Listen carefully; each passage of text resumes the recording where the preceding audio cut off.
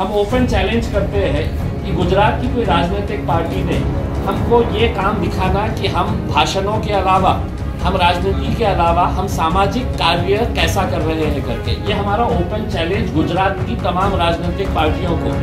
देखिए, एक ये होता है कि इलेक्शन लड़ना सिर्फ लड़ने के लिए लड़ा जाता है। इलेक्शन लड़ना और इलेक्शन जीतना, हम यहाँ पर आ रहे हैं तो सिर्फ इलेक्शन लड़ने के लिए नहीं आ रहे, हम इलेक्शन जीतने के इरादे से इसके ऊपर आ रहे हैं। पार्टी कब से है? 50 सालों से है। हमने लड़े हैं क्या कभी? गुजरात में आए हैं क्या कभी? लेकिन गुजरात के अंदर कौन जीत के आ रहा है? भाजपा भी जीत के आ रही है। अब हम आए हैं मैदान में और कांग्रेस वालों को ये दिखाने के लिए आए हैं अब तुम्हारी जो ताकत है वो पूरी तरह से खत्म हो गई है, तुम्हारे में लड़ने की कुव्वत ही नहीं है। अब हम तुमको बताएंगे कि तुमको भी हराया कैसा जाता है और भारतीय जनता पार्टी को भी हराया कैसा जाता है। देखिए, ये देश जो है ये डेमोक्रेटिक कंट्री है, ये यहाँ पर लोकतंत्र है, यहाँ पर हुकुमशाही नहीं है। इस वजह से हुआ कि हम 3 दिन का प्रोग्राम जो बना के गए थे वो इतना हेक्टिक रहा है, लेकिन एक बहुत पॉजिटिव ये ट्रिप हम मानते हैं इस एतबार से कि पिछले कई सालों से जो एक मांग थी यहाँ के आवाम की कि मजलिस इत्तेहादुल मुस्लिमीन एमआईएम पार्टी, ख़ासतौर से असदुद्दीन अवैसी साहब ने भी गुजरात के अंदर आना चाहिए, उनकी पार्टी ने आना चाहिए। और इस बात की मांग हम समझते हैं कि बिहार के इलेक्शन के बाद बहुत ज़्यादा तेज़ हो गई थी और बहुत सारे यहाँ के गुजरात की जनता जो है वो हैदराबाद जाते थे और असद साहब से यही दरख्वास्त करते थे कि हमने आना चाहिए करके। फिर हमने जब रियलाइज़ किया कि गुजरात एक ऐसा इलाका है, एक ऐसा स्टेट है जहाँ पर पिछले कई सालों से 2 पहियों की गाड़ी चल रही थी। कभी एक जना जाके बैठता, कभी दूसरा जना जाके बैठता, तीसरे के लिए कोई जगह ही नहीं छोड़ी जाती थी। हमने सोचा कि अगर आवाम की यही अगर ख्वाहिश है तो हम क्यों नहीं आना चाहिए। उसी के तहत हमने सबसे पहले बड़ौदा गए, बड़ौदा में काफ़ी लोगों से मुलाकात की। फिर कल भरूच में बीटीपी पार्टी के प्रमुख छोटू भाई वसावा साहब, उनके बेटे महेश साहब जो वहाँ के विधायक हैं, उनसे भी मुलाकात की। और आज सूरत में कई जगह के ऊपर कई लोगों से हमने बातचीत की और मकसद यही है कि अब एमआईएम पार्टी जो है वो पूरी ताकत के साथ गुजरात में उतरने वाली है। हम शुरुआत जो है वो आने वाले जो नगर निगम के चुनाव है, चाहे वो महानगर पालिका का चुनाव हो, नगर परिषद का चुनाव हो, ये तमाम चुनाव के अंदर एमआईएम पार्टी इलेक्शन लड़ेगी। जहाँ पर बीटीपी पार्टी का साथ हमारा अलायंस रहेगा, वहाँ पर हम पूरी अलायंस के साथ हम काम करेंगे। कुछ दिनों के अंदर हम डेट डिक्लेयर करेंगे कि असदुद्दीन अवैसी साहब भी यहाँ पर गुजरात के अंदर आएंगे। हमको ऐसा लगता है कि गुजरात के अंदर एमआईएम पार्टी के लिए बहुत ज़्यादा स्कोप इस वजह से है क्योंकि जितने भी लोगों से, चाहे वो राजनीति से ताल्लुक़ रखने वाले लोग हो या अलग अलग क्षेत्र से आने वाले हो, प्रोफेशनल्स हो या आम आदमी हो, हर एक को ऐसा लगता है कि हमने आज तक जो वोट यहाँ पर दिया है वो मजबूरी के तहत दिया है और मजबूरी ये थी कि हमारे पास कोई ऑप्शन नहीं था और वो ऑप्शन अब हम एमआईएम और बीटीपी पार्टी के रूप में गुजरात की जनता को हम देने के लिए आ रहे हैं। हम साफ तरीके से ये कहना चाहते हैं कि एमआईएम के ताल्लुक से एक छवि इस तरह की बनाई जाती है कि ये महज मुसलमानों की पार्टी है।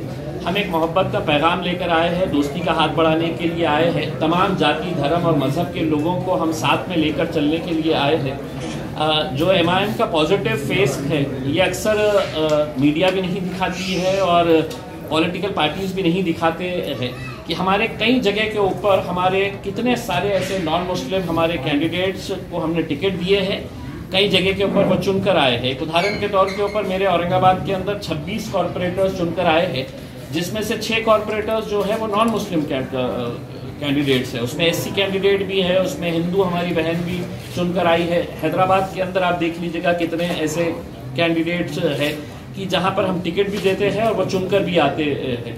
लेकिन एक इमेज को पोर्ट्रे किया जाता है कि एमआईएम सिर्फ मुसलमानों की जमात है, तो कतई मुसलमानों की जमात नहीं है। हाँ, हम मुसलमानों के मुद्दे हम ज़रूर उठाते हैं, उसकी वजह यही है कि जिनके ऊपर हमने इतने सालों तक भरोसा किया है वो लोगों ने हमारे साथ धोखा किया है, इस वजह से हमको ये मुद्दे उठाने पड़ते हैं।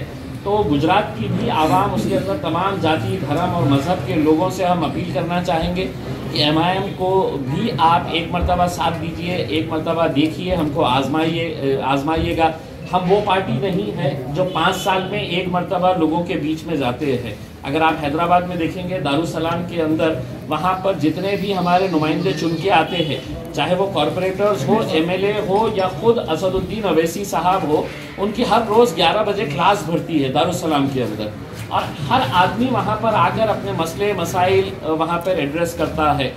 हैदराबाद के अंदर जो काम अवैसी बंधु कर रहे हैं, मैं बड़ी जिम्मेदारी के साथ ये बात गुजरात की सरजमीन के ऊपर करना चाह रहा हूँ।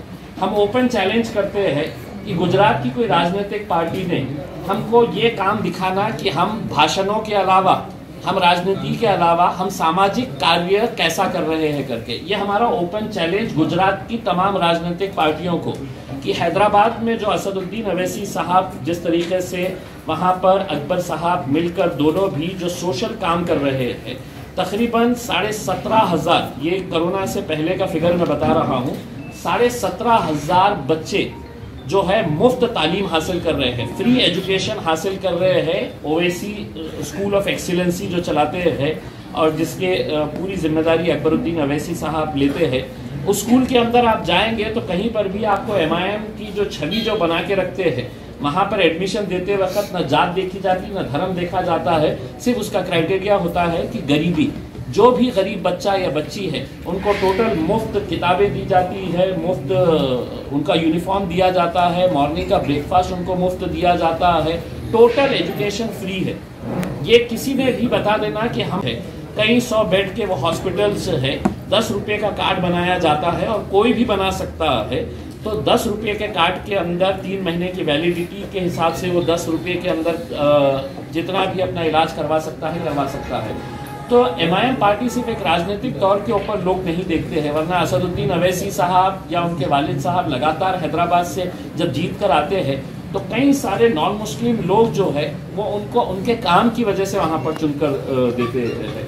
हम यही कोशिश करेंगे कि गुजरात के अंदर आए तो गुजरात के कुछ गरीब इलाकों के अंदर हम किस तरह से काम आ सकते हैं कि वहाँ पर स्कूल्स हम अगर स्टार्ट कर सकेंगे। जैसे महाराष्ट्र के अंदर असद साहब ने अभी, अकबर साहब ने अभी ज़मीन लिए है, वहाँ पर हम लोग स्कूल बनाने का काम शुरू कर रहे हैं। और यही तर्ज के ऊपर कि कोई कमर्शियल एंगल के ऊपर स्कूल्स स्टार्ट कर रहे हैं, ऐसा नहीं है। कमर्शियल के ऊपर तो बहुत सारे लोग करते हैं, लेकिन टोटल फ्री एजुकेशन का कंसेप्ट हम जैसा हैदराबाद में था उसको दूसरी जगह के ऊपर भी, जैसा अब हम बिहार के अंदर इलेक्शन जीते थे तो हमने गुजरात के, बिहार के हमारे कैंडिडेट से हमने ये वादा लिया था कि आप चुनकर आने के बाद वहाँ पर अपने अपने इलाकों के अंदर फ्री हॉस्पिटल्स एस्टैब्लिश करेंगे करके। और हमको यकीन है कि आने वाले कुछ महीनों के अंदर ही वहाँ पर फ्री हॉस्पिटल्स हम एस्टैब्लिश करेंगे। तो आप लोगों से यही उम्मीद है कि आप लोग भी हमारा साथ दीजिएगा और हमें भी गुजरात के अंदर आने का। आप लोगों का एक हमने सुना है कि कुछ दिन तो गुजारिए गुजरात में, तो हम अवैसी साहब को यहाँ पर लेके आ रहे हैं, कुछ दिन तो गुजारिए यहाँ पे गुजरात में। आपके कुछ सवाल अगर होंगे तो। सूरत को क्यों पसंद है? सूरत को क्यों पसंद है? पसंद तो हमने पूरे गुजरात को किए है। हम दरअसल ये है कि सूरत ही नहीं, हम अहमदाबाद हो, गोधरा हो, कच्छ का इलाका हो, भरूच हो या सूरत हो, जहाँ जहाँ से भी हमको ऐसा लगता है कि यहाँ पर हमें देखिए, एक ये होता है कि इलेक्शन लड़ना सिर्फ लड़ने के लिए लड़ा जाता है। इलेक्शन लड़ना और इलेक्शन जीतना, हम यहाँ पर आ रहे हैं तो सिर्फ इलेक्शन लड़ने के लिए नहीं आ रहे, हम इलेक्शन जीतने के इरादे से यहाँ पर आ रहे हैं। मुद्दे यही है कि एक मुद्दा यही है कि आप देख लीजिएगा, हिंदुस्तान के किसी भी शहर के अंदर चले जाइएगा जहाँ पर गरीबों की बस्ती होती है, और जब मैं गरीबों की बात करता हूँ तो गरीबों का मतलब ये है कि दलितों की बस्ती हो गई है, मुसलमानों की बस्ती हो गई है, वहाँ पर विकास क्यों नहीं होता है? वहाँ पर हम ये मांग करते हैं कि वहाँ पर स्कूल्स एस्टैब्लिश किए जाए, वहाँ पर बच्चियों के लिए कॉलेजेस बनाए जाए, एजुकेशन उनको दिया जाए, लेकिन वहाँ पर आपको सिर्फ गंदगी नज़र आती है। इलेक्शन के वक्त में बड़े बड़े वादे किए जाते हैं, लेकिन इलेक्शन ख़त्म होने के बाद कुछ किया नहीं जाता है, इन्हीं मुद्दों को लेकर। और दूसरा ये है कि वो लोगों को हम एक्सपोज करना चाहते हैं जो इलेक्शन के वक्त में आकर बड़ी बड़ी बातें तो करते हैं, इलेक्शन ख़त्म होने के बाद चले जाते हैं। आज असदुद्दीन अवैसी साहब को लोग क्यों अपना रहे हैं? क्या वजह है कि आज बीटीपी पार्टी के छोटू भाई वसावा साहब हमारे साथ आए हैं। बिहार के अंदर बहुजन समाज पार्टी हमारी मायावती बहन हो या जितने भी यादव पार्टीज हमारे साथ जुड़े थे, कहीं ना कहीं ये जो एक मामला था कि नहीं अवैसी साहब के करीब में नहीं जाना, और इसको एक डर बनाया गया था। और विशेषकर इसके लिए कांग्रेस को हम जिम्मेदार देते हैं, क्योंकि जहां पर भी हम गए तो कांग्रेस ने इसी तरह का प्रचार किया। देखिए अब ये आ गए हैं तो अब ये वोट बंटने वाला है, ये वोट काटने के लिए आए हैं, ये किसी का फायदा होगा। हमने इतने सालों तक कहीं पर लड़े ही नहीं थे। हमने बिहार के अंदर इलेक्शन लड़ा ही नहीं था। लोकसभा का सिर्फ एक सीट हमने लड़े थे, 3 लाख वोट हासिल किए थे, लेकिन पूरा ठिकड़ा हमारे ऊपर फोड़ा गया कि नहीं ये एमआईएम मान गई है, इस वजह से हमको हाथ। तो अब कांग्रेस की फितरत ऐसी हो गई है कि नाच न जाने आंगन टेढ़ा। जहां पर भी इनको कहीं कामयाबी नहीं मिलती है तो इसका पूरा ठिकड़ा हमारे सर पे फोड़ डालो कि भाई ये एमआईएम की वजह से हुआ। अपने अंदर झांकिए, अपने अंदर देखिएगा कि हमारी गलतियां क्या हो रही है कि आज पूरा मुस्लिम समाज जो है वो कांग्रेस से दूर चला गया है या दूर जा रहा है, और वो कहता है कि उन्हीं की मांग है कि एमआईएम पार्टी में आना चाहिए। दलित समाज के अंदर यही मांग हो रही है कि नहीं हम एमआईएम के साथ जुड़ना चाह रहे हैं करके। ये जो बदलाव आ रहा है ये अपने अपने तौर के ऊपर राजनीतिक पार्टियों ने सोचना चाहिए। एमआईएम भी एक पार्टी है जिसको अधिकार है कि कहीं पर भी जाए, कहीं पर भी इलेक्शन लड़े। हम दूसरी जगह पर लड़ रहे हैं तो गुजरात भी आए। पूरे जितने भी लोग जो भी बात करना है बाहर चले जाइए, देख के बोलना। जितने भी लोग हैं ऐसी चर्चा चल रही है और जाना गया है कि भारतीय जनता पार्टी और एमआईएम जो है वो एक पिछले बंद दरवाजे एक साथ ही खड़ी है। क्या देखिए, एक उदाहरण के तौर के ऊपर देना चाहता हूँ। 20 साल से लगातार औरंगाबाद में भारतीय जनता पार्टी और शिवसेना का उम्मीदवार लोकसभा का चुनाव जीतते आ रहा था। एक बार भी एमआईएम पार्टी ने लड़ी नहीं इलेक्शन। जब हमको असद साहब ने कहा कि औरंगाबाद से आप लड़िएगा, तो कांग्रेस के बड़े बड़े दिग्गज और राष्ट्रवादी कांग्रेस के शरद पवार साहब की पार्टी के बड़े बड़े दिग्गज औरंगाबाद में आए और उन्होंने कहा कि अब इलेक्शन लड़ने की जरूरत नहीं है, ये तो आराम से सीट है तो शिवसेना फिर से निकाल लेगी, क्योंकि अब ये एमआईएम आ गई है, ये वोट बंटने वाले हैं। नतीजा क्या हुआ है उसका कि जब हम लड़े और हमने लोगों से कहा कि अब इनमें इतनी हिम्मत नहीं है, इनके अंदर वो जीतने की जो कुव्वत होनी चाहिए, लड़ने की जो ताकत होनी चाहिए, वो ताकत इनकी खत्म हो गई है कांग्रेस राष्ट्रवादी की। एक बार हमारे पीछे आओ, और जब हमारे पीछे आए तो हमने उनको हरा दिया। अब आप बताइएगा कि अगर हम लड़ेंगे नहीं तो जीतेंगे कैसे? अब आप लोग कांग्रेस वाले कहते हैं कि नहीं हमने लड़ना ही नहीं, तो हमने लड़ना नहीं तो हमने क्या गोटियां खेलना, हमने क्या करना? हम लड़ रहे हैं तो हम जीत रहे हैं। अब किसका फायदा हो रहा है, किसका नुकसान हो रहा है? पार्टी कब से है? 50 सालों से है। हमने लड़े हैं क्या कभी? गुजरात में आए हैं क्या कभी? लेकिन गुजरात के अंदर कौन जीत के आ रहा है?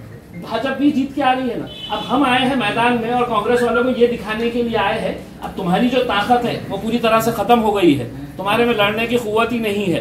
अब हम तुमको बताएंगे कि तुमको भी हराया कैसा जाता है और भारतीय जनता पार्टी को भी हराया कैसा जाता है। इम्तियाज जल्दी जी, मेरा एक प्रश्न है। मेरा नाम अशरफ खान है। मेरा प्रश्न आपसे ये है कि आपने कहा छोटू भाई वसावा के साथ बीटीपी जो पार्टी है, एक अलायंस आपका यहाँ पर गुजरात में स्थापित हुआ है, जो एक अलायंस आपका बिहार में भी हुआ, क्या पश्चिम बंगाल में ममता बनर्जी के साथ आपका अलायंस स्थापित होगा? असद अवैसी साहब अभी गए हुए हैं। देखिए, एक बात आपने समझ लेना चाहिए कि अब राजनीतिक पार्टियां जो है वो एमआईएम पार्टी को बहुत हल्के में नहीं ले रही है। जैसा ये था कि बिहार में जब हम गए तो सबने यही कहा, मीडिया के ऊपर स्टोरी चलाई गई कि अब ये बिहार के अंदर भी आ गए। बिहार में भाई 250 सीटों में से अगर 20 सीटें भी जहां पर हम ताकत रखते हैं वहां पर अगर हम नहीं लड़ेंगे तो फिर हमने क्या करेंगे? और हमने लड़े तब हमको जाकर वहां पर कामयाबी मिली। 70 सीटें कांग्रेस ने लड़ी, कितने जीती आप भी अच्छी तरह से जानते हैं। अब पश्चिम बंगाल के अंदर अगर ममता बनर्जी को यह लगता है कि एमआईएम की कुछ तो भी ताकत है और हम कुछ है बोलकर आज अपने भाषणों के अंदर ममता बनर्जी कहती है, किसी का डर जब होता है कि भाई ये ताकतवर प्लेयर हमारे पास आ रहा है तो आप उसकी दखल लेते हैं। ममता बनर्जी का आप भाषण सुन लीजिएगा, प्रेस कॉन्फ्रेंस सुन लीजिएगा कि ये क्यों आ रहे हैं, ये आ गए तो ऐसा हो जाएगा वैसा हो जाएगा। आपको अगर लगता है कि अगर आपका एक वोट बैंक अगर दूर जा रहा है तो आपने ये बात करना चाहिए, सोचना चाहिए। अगर बीटीपी यहाँ पर अलायंस कर सकता है, मायावती अगर हमारे साथ है तो बिहार के अंदर अलायंस कर सकती है, तो ममता बनर्जी को किसने रोका है? लेकिन ये है कि ये राजनीतिक पार्टियों ने ये समझ लिया है कि मुसलमान वोट हमारी जागीर, और इसको कोई हाथ नहीं लगाना करके, ये तो हमारी जागीर है करके, इसमें असद अवैसी हिस्सा, इसमें से हिस्सा कैसा ले रहा है। लेकिन साहब एक तो ये जो सोच है, ये सोच है तो इनको बदलनी चाहिए। उसमें हम सिर्फ मुसलमानों के वोट ले रहे हैं ऐसा नहीं है, बहुत सारे नॉन मुस्लिम वोट भी हमारे साथ जोड़ रहे हैं। ये चीज लोगों को खतरा रही है कि अब ये ऐसा कैसा ये बदलाव आ रहा है। कि ममता बनर्जी ने भी ऐसा निवेदन किया है कि ओवैसी साहब जो है वो भाजपा के ही एजेंट है, भाजपा के लिए कार्य करते हैं। इलेक्शन आ रहा है ना, ममता जी को समझ में आ जाएगा कौन किसका एजेंट है करके उसमें। अब अगर हम ममता बनर्जी, हमारा एजेंडा, हमारी पॉलिटिकल पार्टी, अगर आप ये कहेंगे कि नहीं अवैसी साहब ने जहां पर भी इलेक्शन लड़ रहे हैं वहां के जो राज्य के हेड है उनसे जाके इजाजत लेके आए। अब हम गुजरात में आ रहे हैं तो हम मोदी साहब के पास जाएंगे और पूछेंगे मोदी जी हम लड़ना क्या इलेक्शन करके। हम बिहार में जा रहे हैं तो हमने वहां पे जाके तो लालू प्रसाद से इजाजत लेना कि साहब हमने लड़ना क्या। पश्चिम बंगाल में जा रहे हैं तो ममता बनर्जी से हमने लिखित में लेना क्या कि ममता जी हमने इलेक्शन लड़ना क्या करके। हमारी राजनीतिक पार्टी है, हमारा एजेंडा हम तय करेंगे कहाँ जाना है, कहाँ लड़ना है, कितने सीटें। और ये जो सवाल है, अब ये सवाल ना तो लोगों को हजम होता है कि भाई इन्हों गए तो इनका नुकसान होता है, इसका फायदा होता है। हमने 70 सालों तक गहरे गैरों के फायदे के बारे में सोचे, अब हम हमारे फायदे के बारे में बात कर रहे हैं, बस खुली बात है। आप जिस विस्तार में रह रहे हैं उन्हीं शहर का नाम औरंगाबाद से बदल के संभाजी नगर करने की मांग है, उसमें अभी तक ये मामला नहीं सुलझा है। आप दूसरी जगह भी जाने की बात करें पर अपनी जगह का मामला नहीं सुलझा है। देखिए सुलझा का क्या है उसका, हम तो औरंगाबाद में पैदा हुए हैं और हम इंशाल्लाह औरंगाबाद में ही मरेंगे। तो नाम अब ये है कि जिनके पास कुछ दिखाने के लिए नहीं रहता है, अब ये शिवसेना भारतीय जनता पार्टी पिछले 30 सालों से औरंगाबाद महानगर पालिका में इनकी सत्ता है। इलेक्शन जब भी आया, चाहे वो लोकसभा के इलेक्शन आए, चाहे वो विधानसभा का आए या महानगर पालिका का इलेक्शन आए, इलेक्शन आया कि छत्रपति शिवाजी महाराज की जय, संभाजी महाराज के नाम के ऊपर शहर का नाम रख दो। वहां के लोग बोल रहे हैं साहब पानी का क्या होगा, पानी 8-8 दिन क्यों आ रहा है, 30 साल से आप सत्ता में बैठे हुए हैं, साहब मेरे घर की सड़क क्यों नहीं बनाई गई है। तो बोले नहीं, सड़क पानी ये वो सब आप बात मत करो, हम है तो शहर का नाम बदलने वाले हैं।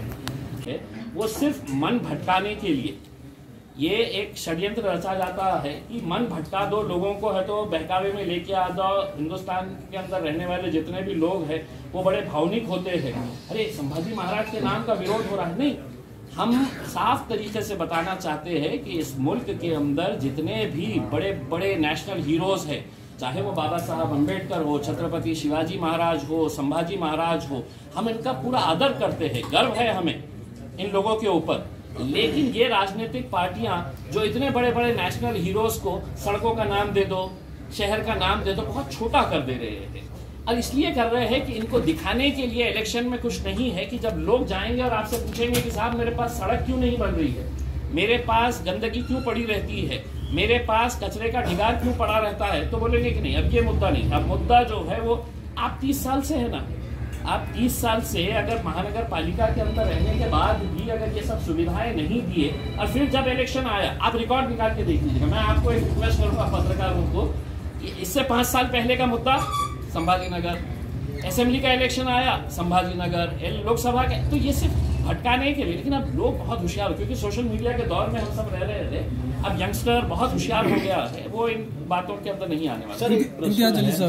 ओवैसी साहब जब भी बोलते हैं किसी भी पक्ष के बारे में कि वो हिंदुत्व का कार्ड लेके लड़ रहे हैं, क्या है मैंने क्या कहा है करके, हम कहीं पर भी ये नहीं कह रहे हैं। हम तो मैंने आपको पहले ही कहा कि हम मोहब्बत का पैगाम लेकर, हम जाति धर्म मजहब से ऊपर उठकर ये इलेक्शन जो है ये लोगों के मसलों के ऊपर खड़ा किया जाता है। इसके हाँ, ये सही बात है कि आपको लगता है कि असदुद्दीन अवैसी साहब आ रहे हैं तो ये मुसलमानों के नेता, मुसलमान उनको पसंद करते हैं, उनसे मोहब्बत करते हैं, इसलिए पसंद करते हैं कि उनको जगह यहाँ पर गुजरात में मिलती ही नहीं, हम यहाँ पर आते ही नहीं।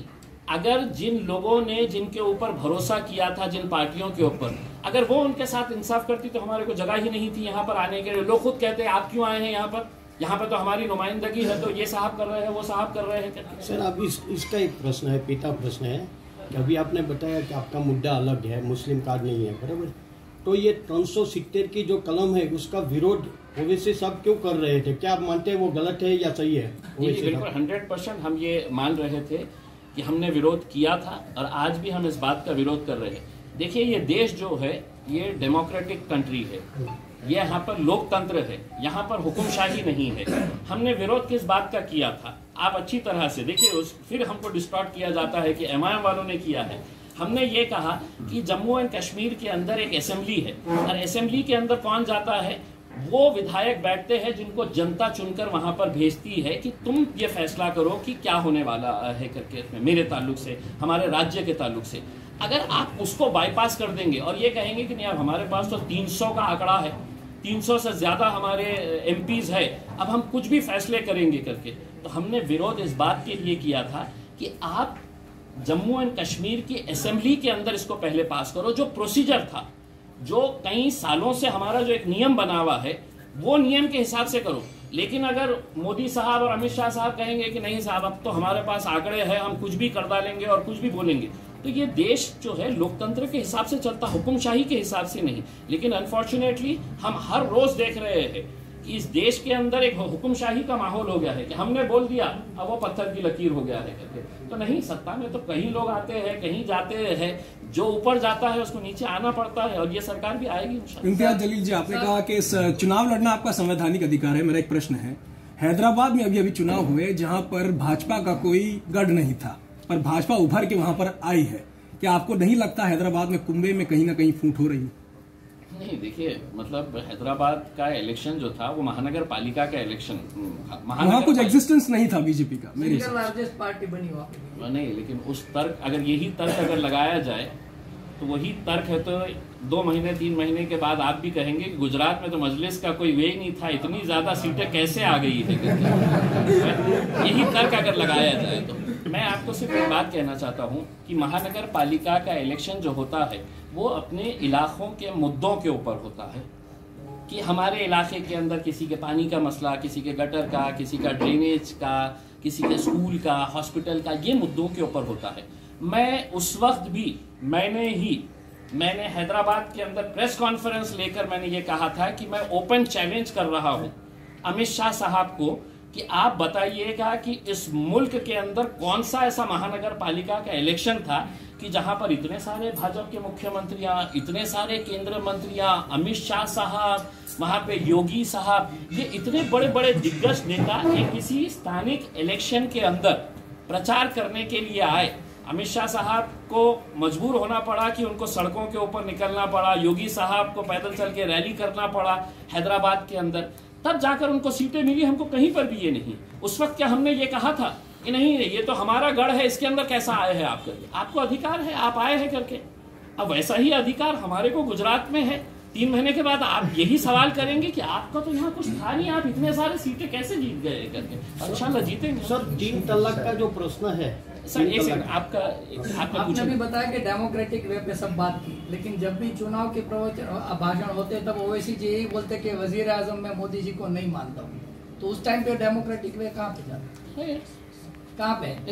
अभी चुनाव कोई भी आदमी चुनकर ही तो प्रधानमंत्री बनाए, तो डेमोक्रेटिक वे में संविधान के आधार पर नहीं। आप मुझे एक स्टेटमेंट जहाँ पे बता दीजिए कि असद साहब ने बोले हैं करके कि मैं तो कई बार बोले नरेंद्र मोदी को वजीर आजम नहीं मानता हूँ करके। इस तरह का अगर कोई स्टेटमेंट होगा तो आपको मैं 5 मिनट देता हूँ, गूगल करके आप मुझे सुना दीजिएगा सबके सामने। नहीं, आप देख लीजिएगा। नहीं, देखिए, अब आपने किए हैं साफ सवाल, अब आपको ही एस्टेब्लिश करना पड़ेगा। हमारा विरोध मोदी साहब, भारतीय जनता पार्टी के कई नीतियों का हम विरोध करे हैं और आगे भी हम करते रहेंगे। लेकिन अगर कोई डिस्टॉर्ट करके आप ये बता दीजिएगा कि इस देश के अंदर कानून है नहीं है, अगर कहीं पर भी, अब कल के दिन ही पता चला है कि कोई एक आर्टिस्ट बंबई में मध्य प्रदेश के अंदर गया था, उसको जेल के अंदर डाल दिए है करके। उसमें अगर असदुद्दीन अवैसी साहब अगर कुछ इस तरह का बयान कर रहे हैं तो भारतीय जनता पार्टी के पास तो इतनी बड़ी टीम है और उनका काम ही ये है उसके अंदर इसके खिलाफ वो कर डालो, उसके खिलाफ। तो क्यों नहीं कंप्लेन किया असदुद्दीन अवैसी साहब के खिलाफ कि इनके ऊपर FIR रजिस्टर होना और इनको भी जेल में डालना चाहिए करके? भाई, जो चीज अगर इस देश के अंदर अगर कोई संविधान के हिसाब से चल रहा है और जो संविधान की भाषा कर रहा है पूरे देश में, तो सिर्फ एक ही आदमी है और उसका नाम है बैरिस्टर असदुद्दीन अवैसी। आपको पसंद आए ना आए, लेकिन हकीकत यही है कि पार्लियामेंट के अंदर भी असद साहब जब खड़े रहते हैं, बोलते हैं, तो संविधान के हिसाब से बात करते हैं। लेकिन अगर आप इस तरह से अगर डिस्टॉर्ट करके, नहीं असद साहब ने ऐसा बोला है, कंप्लेन करिए साहब। मैं तो अभी बोल रहा हूँ कि पुराना स्टेटमेंट भी अगर निकालेंगे तो अभी गुजरात में से किसी को बोल रहा हूं कि आप जाके कंप्लेन करिए कि असद साहब ने ऐसा स्टेटमेंट किए है, कानून अपना रास्ता इख्तियार करेगा। जलील साहब, एक सेकंड सर, वो 3 तलाक का है, उसके बारे में आपका क्या राय है? अब तो सही है, अब तलाक खत्म हो गए हैं उसके अंदर। आपका ही प्रश्न है सर, आपका ही प्रश्न है। गुजरात में सिर्फ एक ही तलाक हुआ है साहब, बाकी क्या जलील साहब, मेरा वो तलाक छोड़ के बाकी और मेरा एक सवाल आपसे, आपके पास जवाब नहीं है इसलिए आप ये हंसी मजाक में कर रहे हैं, लेकिन आप मानते हैं कि 3 तलाक सही था या गलत? मैं यही पूछ रहा हूँ सर। देखिए, हमने जब ये मुद्दा आया था इसका जमकर विरोध किया था और आज भी हम करते हैं। कुछ मुद्दे ऐसे हैं साहब, ट्रिपल तलाक का मुद्दा है तो मैं कहूँगा कि दहेज नहीं लेने के ऊपर भी कानून बना है, लेकिन दहेज आज भी लिया जाता है, दिया जाता है। ये सामाजिक बुराई है सर, और ट्रिपल तलाक जो है ये एक सामाजिक बुराई है, ये किसी एक जात का मुद्दा नहीं है साहब। ऐसा नहीं है कि सिर्फ मुसलमानों के अंदर तलाक दिया जाता है करके, हर जाति धर्म के अंदर, और स्टैटिस्टिक्स है सर, डेटा है पूरा उसके अंदर कि क्रिश्चियंस के अंदर कितने, हिंदूज के अंदर कितने, मुसलमानों के अंदर कितने। तो ये एक सामाजिक बुराई है, इसका कानून के तहत नहीं कि कोई मियाँ बीवी के अंदर नहीं बन रही है तो आप उसको मियाँ को जेल के अंदर बंद कर डालेंगे। 2 साल तक है तो उसको कोई बेल नहीं होंगी, 2 साल तक वो औरत बेचारी क्या करने वाली है इसके बारे में कोई नहीं है। हमने तो ये मांग करे थे कि अगर आप कानून बना रहे हैं, अगर शौहर को 2 साल के लिए अंदर डाल रहे हैं तो बीवी जो है, जो औरत जिसने तलाक ली है, उसके लिए कोई पैकेज आप दीजिएगा, वरना वो औरत कहाँ से ये करेगी कि अपना रोजी रोटी, उसका जो रोजमर्रा का जिंदगी कैसे गुजारेगी।